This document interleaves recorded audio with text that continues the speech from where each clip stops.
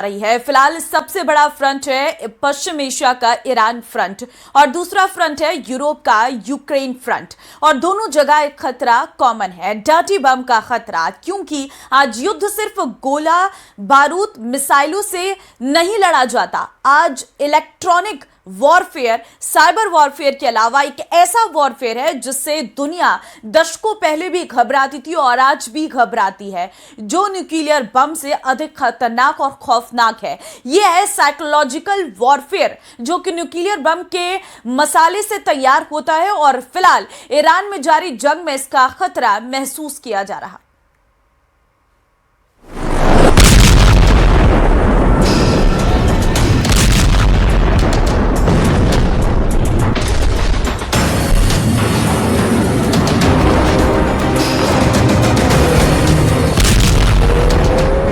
This broadcast with breaking news. Authorities confirm a dirty bomb has been deployed.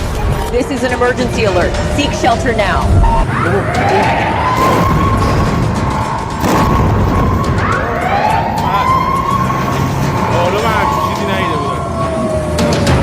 Iran धधक रहा है, आसमान से आग बरस रही है और जमीन पर सिर्फ तबाही का मंजर है। अमेरिका और इजराइल ईरान को पूरी तरह खाक कर देने पर आमादा है। पूरी लीडरशिप को खत्म कर दिया गया है, सभी सैन्य कमांडर मारे गए हैं। शिया मुस्लिम इसे अपने अस्तित्व पर खतरे के तौर पर देख रहे हैं।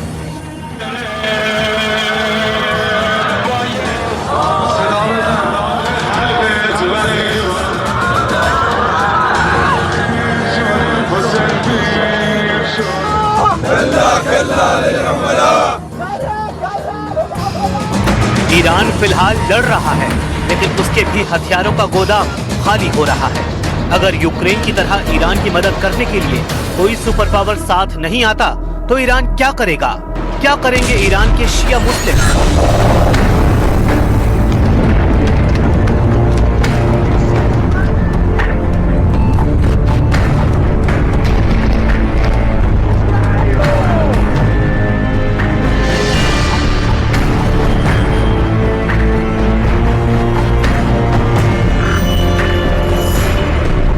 कहानी का अंत नहीं है, ये तो उस महाविनाश की शुरुआत है जिसका अंदाजा अमेरिका को भी है और जिसने ये जानते हुए रिस्क लिया है, और वो है डर्टी बम। पिछली बार जब 2025 में अमेरिका ने ईरान के न्यूक्लियर ठिकानों पर हमला किया था तो एक गलती हो गई थी।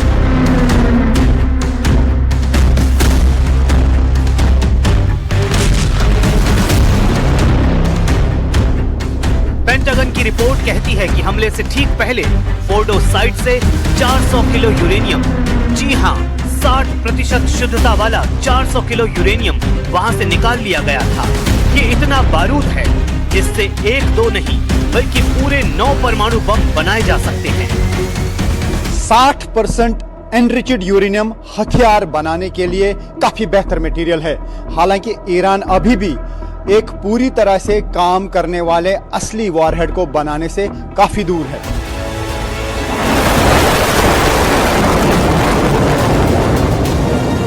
ईरान को अभी इस मटेरियल को मेटल में बदलना होगा और इसे मिसाइल में फिट करने लायक डिलीवरी सिस्टम तैयार करना होगा, और फिलहाल ईरान उस हालत में नहीं है। अब सवाल है कि क्या ईरान के पास तबाही मचाने का कोई और शॉर्टकट है? तो जवाब है हाँ, द डर्टी बम, ईरान का प्लान बी।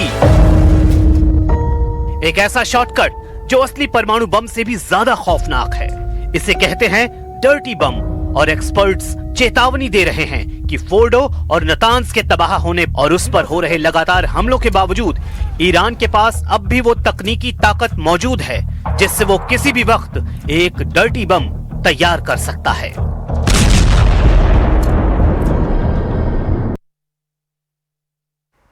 अब सवाल है कि आखिर ये डर्टी बम है क्या और पूरी दुनिया इससे खौफ क्यों खाती है।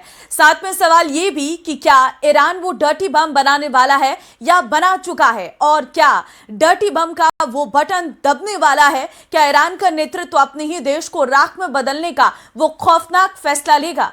ये रिपोर्ट देखिए।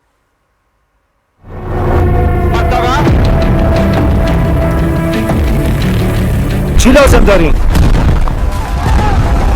این چنده؟ بدوید کمک کنید. इसे कहते हैं डर्टी बम यानी रेडियोलॉजिकल डिस्पर्सल डिवाइस। ये हॉलीवुड की कोई फिल्म नहीं है, ये वो खौफनाक हकीकत है जो आज हमारे शहरों के दरवाजे पर खड़ी है। दशकों से हमें डराया गया कि कोई बड़ा न्यूक्लियर बम गिरेगा और शहर राख हो जाएंगे, लेकिन आज का दुश्मन बदल चुका है। आज का दुश्मन स्मार्ट है, उसे परमाणु बम बनाने की कोई जरूरत नहीं है। वो अस्पतालों और कारखानों के कचरे से डर्टी बम बना सकता है।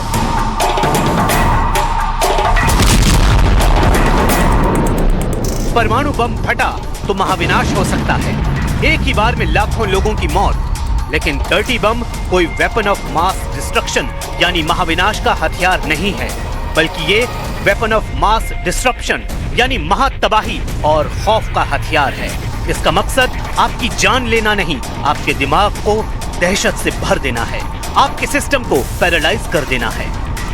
इसलिए डर्टी बम न्यूक्लियर बम से भी खौफनाक बम है, क्योंकि ये एक झटके में मौत नहीं देता, बल्कि आहिस्ता आहिस्ता जान लेता है। सवाल है, जब ईरान में इजराइल और अमेरिका की मिसाइलें गिर रही हैं, बम गिर रहे हैं, तबाही ही तबाही नजर आ रही है।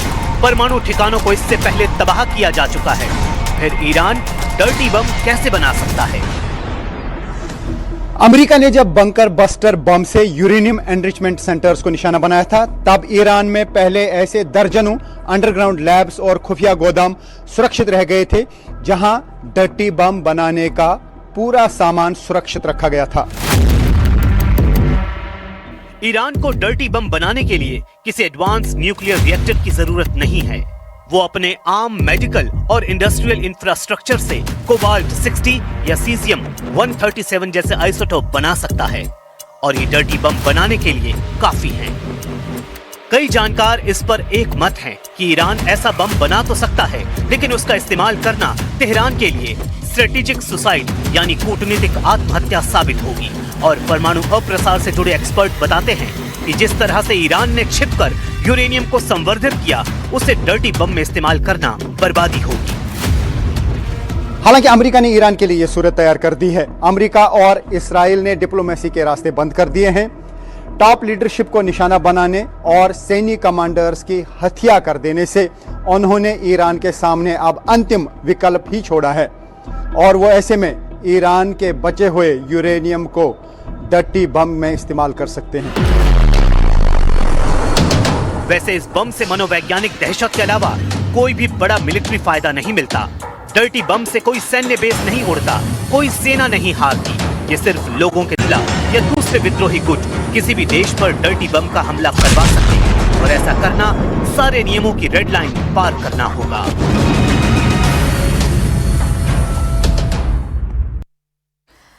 पश्चिम एशिया की जंग अब सिर्फ मिसाइलों और बमों की नहीं रही, बल्कि एक खुलकर पावर बनाम पावर की लड़ाई बन चुकी है। एक तरफ इजराइल और अमेरिका की सैन्य हाईटेक सैन्य ताकत है, तो दूसरी तरफ ईरान अपनी मिसाइल, ड्रोन और क्षेत्रीय नेटवर्क के साथ जवाब दे रहा। सवाल यह है कि इस टकराव में आखिर किसने कितनी ताकत झोंकी और अब तक कौन कौन से खतरनाक हथियार इस्तेमाल हो चुके हैं। आइए आपको बताते हैं इस जंग में अमेरिका, इजराइल और ईरान की सैन्य ताकत का असली मुकाबला।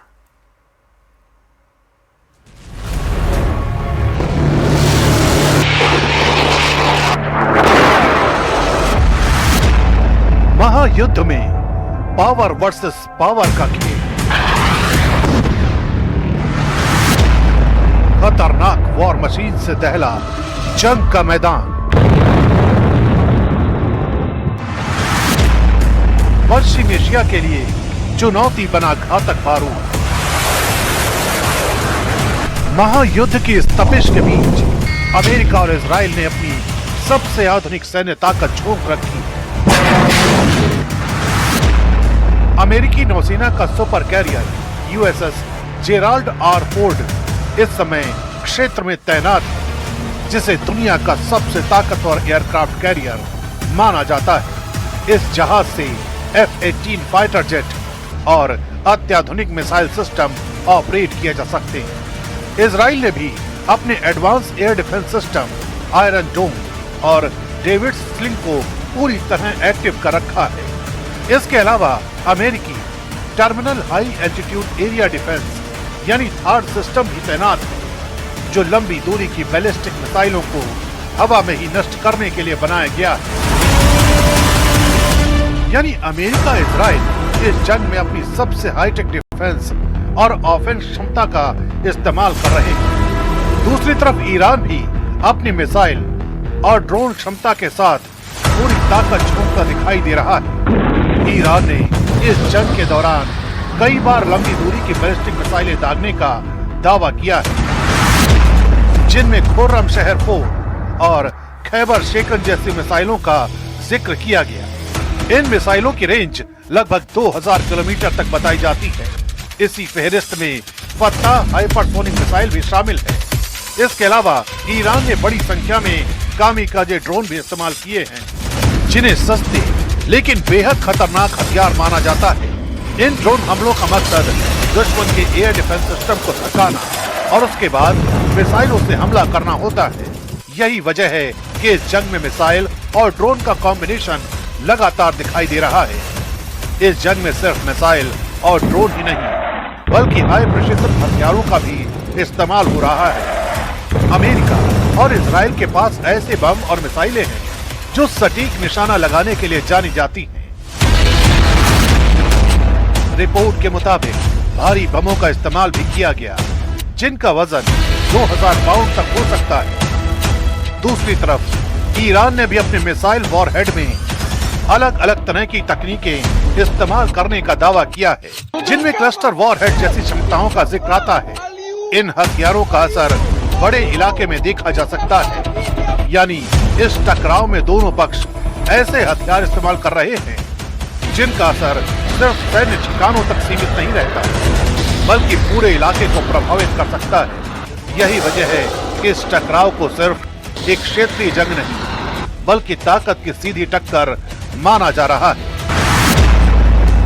अमेरिका इजराइल के पास दुनिया की सबसे आधुनिक एयरफोर्स, सैटेलाइट नेटवर्क और मिसाइल डिफेंस सिस्टम है।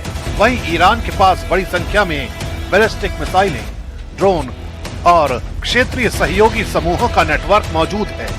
यही कारण है कि ये टकराव लंबे समय तक खिंचने की आशंका जताई जा रही है। अगर दोनों इसी तरह अपनी सैन्य ताकत का इस्तेमाल करते रहे तो ये जंग सिर्फ इजराइल और ईरान तक सीमित नहीं रहेगी, बल्कि पूरे पश्चिम एशिया की स्थिरता को चुनौती दे सकती है।